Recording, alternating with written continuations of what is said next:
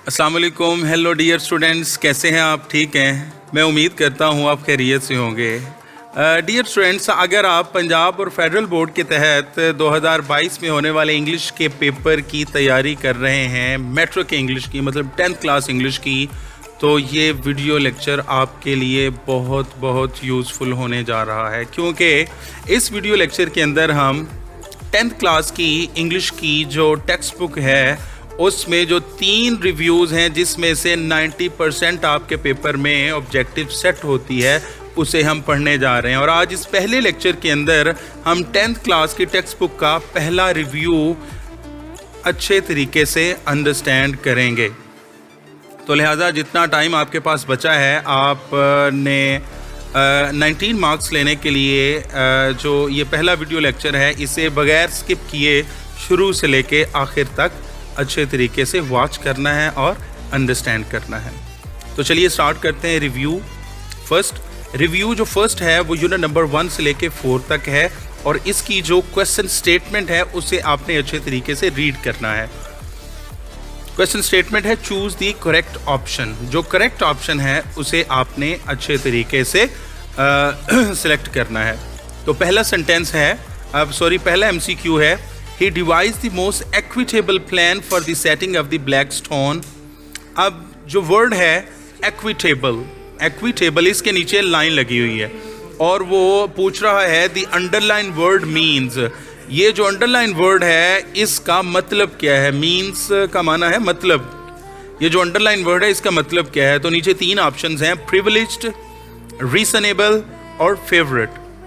तो एक्विटेबल का मतलब बन रहा है यहाँ पर रीजनेबल, मतलब ऐसा फैसला, ऐसा मंसूबा जिसकी कंफर्मिटी विद रूल्स और स्टैंडर्ड्स हो, जो ख़ास स्टैंडर्ड्स और रूल्स एंड रेगुलेशन के मुताबिक हो, किसी की ज़ात को देखकर, किसी के रंग को देखकर, किसी की नस्ल को देखकर मंसूबा ना बनाया गया हो, बल्कि उन्हें किसी रूल्स, रेगुलेशन और स्टैंडर्ड्स और मेयारात और आइडियल्स के तहत सेट किया गया हो। तो एक्विटेबल का मतलब होता है यकसां, इंसाफ के तकाज़ों को बरूएकार लाते हुए या पूरे करते हुए, और उसी का है रीजनेबल।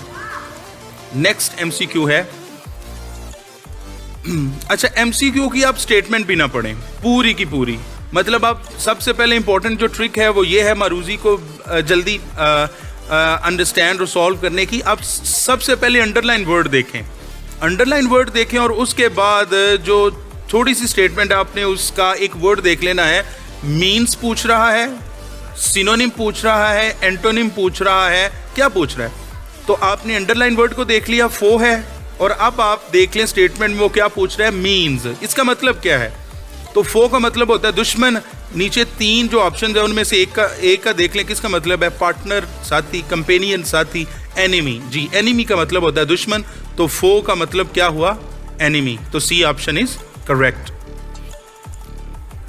नेक्स्ट देखें जी, अंडरलाइन वर्ड कौन सा है? एंसेस्टर्स। और एंसेस्टर्स के बारे में वो क्या पूछ रहा है? मीन्स, मतलब एंसेस्टर्स का मतलब क्या है? नीचे 3 ऑप्शन दिए हुए हैं। तो एंसेस्टर्स का उर्दू पहले समझ ले, दादा परदादा, ठीक है, लकड़ दादे तक आगे ये गेम जाती है, मतलब आपका जद्दे अमजद, आप जिसकी नस्ल में से हैं, ठीक है, एंसेस्टर्स। अच्छा जी, अब इसका मतलब क्या है? रिलेटिव्स, रिश्तेदार, फोर फादर्स और सक्सेसर्स। सक्सेसर्स बेसिकली जानशीन को कहते हैं, और फोर फादर्स आपके जो नस्ल में ऊपर वाली साइड पे आपके रिश्ते होते हैं उन्हें आप कहते हैं एंसेस्टर्स, फोर फादर्स। तो करेक्ट ऑप्शन कौन सा हुआ? Four fathers. जी, तो नेक्स्ट देखते हैं, प्रायर टू बेसिकली अंडरलाइन है, और इसके बारे में पूछा क्या जा रहा है? आप स्टेटमेंट के लास्ट पे देख लें, मीन्स। इसका मतलब पूछा जा रहा है, एक वर्ड है अंडरलाइन, प्रायर टू, और प्रायर टू के बारे में क्या पूछा जा रहा है? आप स्टेटमेंट के लास्ट पे देखें, मीन्स, वो इसका मतलब पूछ रहा है। तो 3 ऑप्शन है नीचे, प्रीसीडिंग, फॉलोइंग और सब्सिक्वेंट, ठीक है। सबसे पहले इसकी उर्दू ट्रांसलेशन देख लेते हैं। प्रायर टू का मतलब होता है साबका, मतलब पिछला, ठीक है। और नीचे ऑप्शन में एक वर्ड है जिसका मतलब है साबका, पिछला, प्रीसीडिंग। क्या? प्रीसीडिंग का मतलब भी है, तो ये इसका मीन है, तो करेक्ट ऑप्शन है ए। नेक्स्ट चलते हैं, अंडरलाइन जो वर्ड है वो है कस्टम। और कस्टम के बारे पूछ क्या रहा है, लास्ट पे जो स्टेटमेंट है इसका देख ले, मीन्स मतलब पूछ रहा है। तो कस्टम की उर्दू है रवाज। तो नीचे जो ऑप्शन है उनमें से कौन सा वर्ड है जिसका मतलब है रवाज? ला, प्रैक्टिस या रूल। तो प्रैक्टिस का मतलब होता है रवाज, ऐसा काम जो मामूल रोजमर्रा जिंदगी में होता हो। तो कौन सा ऑप्शन दुरुस्त हुआ? बी ऑप्शन, ये वाला, प्रैक्टिस, कस्टम, प्रैक्टिस। नेक्स्ट देखते हैं, इस सेंटेंस के अंदर कौन सा वर्ड अंडरलाइंड है? विक्टिम। विक्टिम के नीचे लाइन लगी हुई है और इसके बारे में स्टेटमेंट में वो क्या पूछना चाह रहा है? वो बेसिकली पूछना चाह रहा है पेपर सेटर मीन्स, मतलब। तो विक्टिम का मतलब क्या होता है? नीचे ऑप्शन है उसमें से देख लें। विक्टिम का मतलब होता है शिकार। क्या? शिकार। और नीचे हेल्पर, सप्रेसर और सफरर। और सफरर का मतलब होता है शिकार, किसी चीज़ का शिकार हो जाना। फॉर एग्जाम्पल किसी बीमारी का शिकार हो जाना, जैसे आप कहते हैं विक्टिम ऑफ कैंसर, कैंसर का शिकार, ठीक है। और इसी तरह आप जैसे एप्लीकेशन में भी अक्सर व बेशतर आपने ये जुमला सुना होगा कि I have been suffering from fever, कि मैं मुब्तला हूँ, मैं शिकार हो गया हूँ बुखार का। तो सफर से है सफरर, ठीक है, ऐसा शख्स जो शिकार हो गया हो। तो विक्टिम का पूछ क्या रहा है? वो मीन्स, तो इसका मतलब है शिकार, ठीक है। नेक्स्ट देखते हैं जी। अच्छा जी, ये आप बड़े ध्यान से आपने ये देखना है कि एक वर्ड अंडरलाइन होगा एमसीक्यूज में आपके ऑब्जेक्टिव में, और उससे पहले एक वर्ड होगा, मतलब वो पूछा जा रहा होगा। अब सिनोनिम है। सिनोनिम का मतलब होता है एक जैसा, किस लिहाज से? माना के लिहाज से एक जैसा। सिनोनिम ऐसा वर्ड होता है, ये जो है ना सिनोनिम, सिनोनिम ऐसा वर्ड जो मीनिंग के लिहाज से एक जैसा हो। तो अंडरलाइन वर्ड है परसुवियर। परसुवियर, परसुवियर का मतलब है साबित कदम, और इसका हमने सिनोनिम ढूंढना है इन तीन ऑप्शंस में से। तो देखें कौन सा है। परसिस्ट का मतलब है साबित कदम होना, तो पहला ही है परसुवियर, परसिस्ट। तो सिनोनिम आपने ये अच्छे तरीके से याद रख लेना है कि सिनोनिम का मतलब होता है एक जैसा माना के लिहाज से, या मतलब माना के लिहाज से एक जैसा, और इसका उलट होता है एंटोनिम। एंटोनिम उलट किस लिहाज से? माना के लिहाज से। ये आपने दो चीज़ें याद रखनी है, आप अच्छे तरीके से मारूजी को सॉल्व कर लेंगे। नेक्स्ट देखें, the synonym of reward is, the synonym of reward is, वो क्या पूछ रहा है? रिवार्ड का वो सिनोनिम पूछ रहा है। रिवार्ड का मतलब होता है इनाम, और नीचे कौन से ऑप्शन है जो रिवार्ड का माना देते हैं? फाइन, प्राइज या फ्लरिश। तो प्राइज का मतलब भी इनाम होता है, तो जारी बात है आपका दुरुस्त ऑप्शन कौन सा हुआ? B, prize. तो इसके ऊपर आपने इनसर्कल करना है। नेक्स्ट देख रहे हैं, अब देखें सिनोनिम की बजाय आप एंटोनिम पूछ रहा है, ठीक है। एंटोनिम, एंटोनिम का मतलब होता है माना के लिहाज से उलट, मुतजाद। उर्दू में हम कहते हैं मुतजाद। जैसे दिन, इसका मुतजाद क्या होगा? रात। चिट्टा मतलब गोरा, तो इसका एंटोनिम क्या होगा? काला, ठीक है। छोटा, बड़ा, मोटा, पतला, ठीक है। तो ये देखें, ये होते हैं एंटोनिम्स वगैरह। तो अब माइटी वर्ड है, इसका एंटोनिम पूछा जा रहा है। तो माइटी का एंटोनिम, माइटी का मतलब होता है ताकतवर। तो ताकतवर का उलट क्या होगा? कमजोर। तो कमजोर का हमने देखना है वीक। तो वीक का मतलब होता है कमजोर, तो ये इसका उलट हो जाएगा, एंटोनिम हो जाएगा। तो ये पहले ही हमारा जवाब है। नेक्स्ट देखते हैं, द एंटोनिम ऑफ फेल, हमने उलट बताना है फेल का। फेल का उलट एंटोनिम, माना के लिहाज से उलट वर्ड हमने देखना है। तो फेल का मतलब होता है नाकाम होना, और नीचे कौन सा वर्ड है या वर्ब है जिसका मतलब होता है कामयाब होना? सक्सीड। सक्सीड का मतलब होता है कामयाब होना। तो फेल का एंटोनिम हुआ कौन सा? सक्सीड। बी ऑप्शन है, तो ये दुरुस्त है, आप इन्हें इजीली रिमेंबर कर सकते हैं।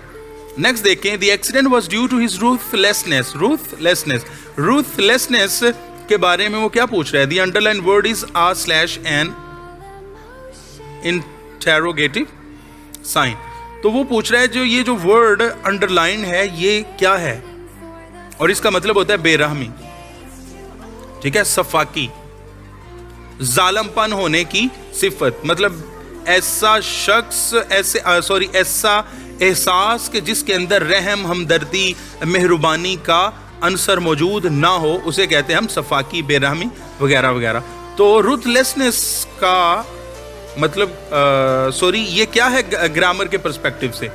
ये कलेक्टिव नाउन है, कंक्रीट नाउन है, या एब्स्ट्रैक्ट नाउन है?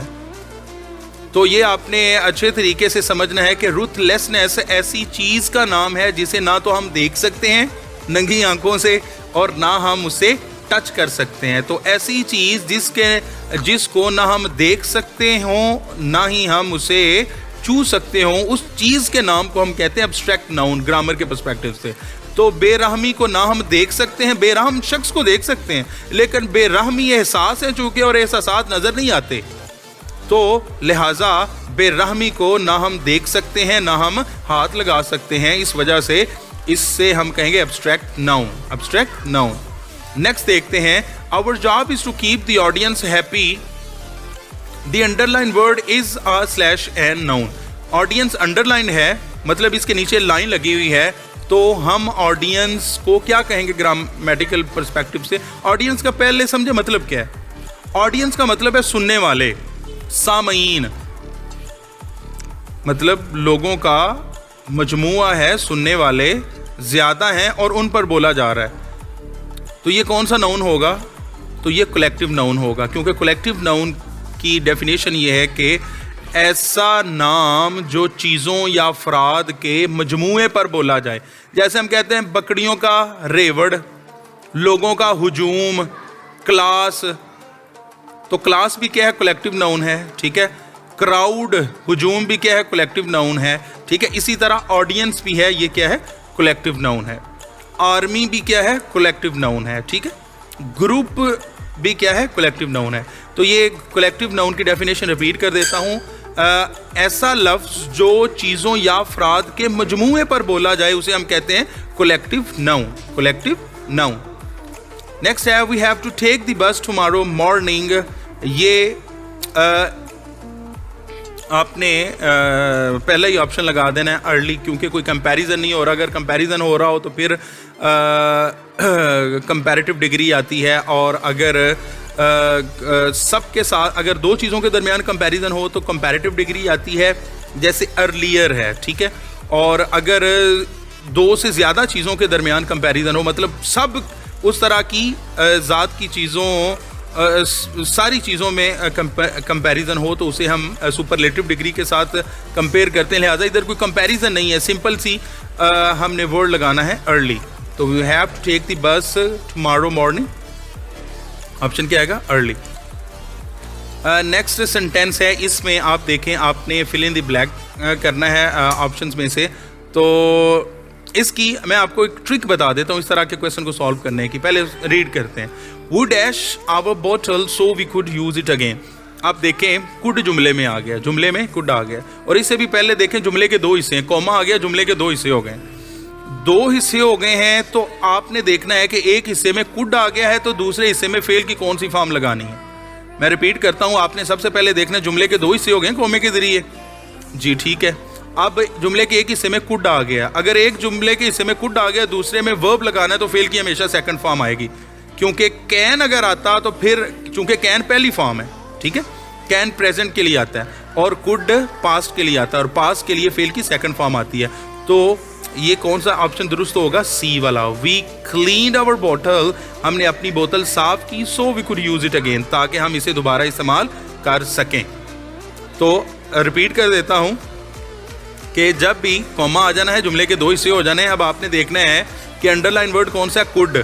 कुड चूंकि पास को इंडिकेट करता है, लिहाजा आपने फर्स्ट जो ब्लैंक है हिस्सा, उसमें आपने जो वर्ब लगाना है वो सेकंड फॉर्म लगानी है, क्योंकि कुड इंडिकेशन है पास्ट का और पास्ट में सेकंड फॉर्म आती है, ठीक है जी, क्लियर।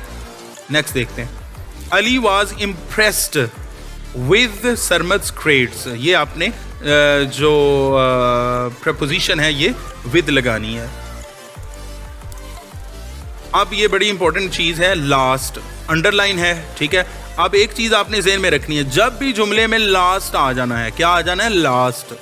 रिपीट करता हूँ, क्या आ जाना है? लास्ट। जैसे ये आया हुआ है जुमले में, जब भी लास्ट आना है फेल की आपने दूसरी फॉर्म लगानी है, ये उसूल है। लास्ट जुमले में आ गया तो इन तीन ऑप्शन में से दूसरी फॉर्म कौन सी है? A option, visited. Last summer we visited many places.